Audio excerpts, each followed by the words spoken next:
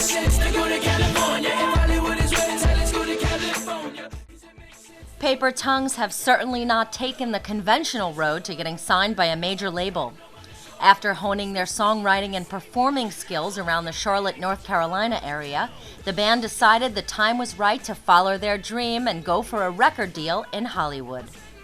Without much money to get to California and having friends and family help out along the way, Paper Tongues were invited to showcase their songs for Capitol Records and had pinned their hopes on getting a callback from the label, which never came. Although in a remarkable turn of events, the band just happened to be eating lunch in the same restaurant as American Idol judge Randy Jackson, and without any shyness, lead vocalist Aswan North approached the mega producer, reality star and former bass player of Journey, with the band's MySpace address and phone number. Artisan News caught up with Aswan North to get his thoughts on hoping to get a call back from Capitol after the showcase and his chance meeting with Randy Jackson at a restaurant. We played the showcase, we're buzzing, we're high, we're thinking, oh man, any moment now we're gonna get a call back from Capitol Records and we're gonna have a record deal, you know what I mean? And we never got a call back essentially, but the truth of it is the next day, we're staying at the Majorana and eating lunch, and the next thing you know, we're walking out. My buddy Matt Davis goes, hey, isn't that Randy Jackson in the back corner? And we're leaving.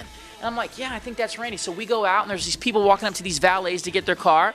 And I go up and get a piece of paper and tear it off the guy's tablet and write down my name, my phone number, and the band's MySpace address.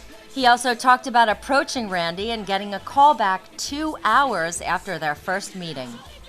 So I walk back up to his table. I'm just like, hey, are you Randy Jackson? And he's like, yes, I am. And I'm like, all right. I slide his plate of food over and put down my piece of information, which was a little shady because it was torn off and I'm touching his plate, which later I apologized for and he was all cool with it. But what happened was he was just like, kind of started. He's like, what's going on? And here I moved his food and I'm like, I don't know, you tell me. I mean, I'm sitting here in the music industry eating my lunch and you're in the music industry eating your lunch and I'm not really in. I'm kind of independent. And he's like, and he just looks at his colleague and goes, he's getting his grind on, dog, I like that. And we pound off or whatever and just start rapping for a minute talking. And then he says, hey, if your music's good, I'll give you a call back.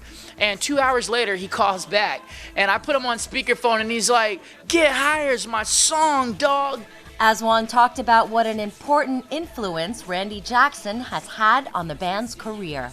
The rest is history. 3 years later, he's been our coach. He's been a real important influence in our lives musically and being on tour to understand what it's like to be out there on the road day in and day out. And obviously, he's our manager now. I mean, we have navigated some crazy waters with this guy, being a real family person also with us. After getting signed to A&M Octone Records, Paper Tongues went into the studio to record their debut self-titled album, which featured the hit single Ride to California, which peaked at number 22 on the Billboard Alternative Songs chart. With Randy Jackson serving as the band's manager, Paper Tongues have performed with the likes of Muse, 30 Seconds to Mars, AFI, and Rise Against, with a very bright future ahead.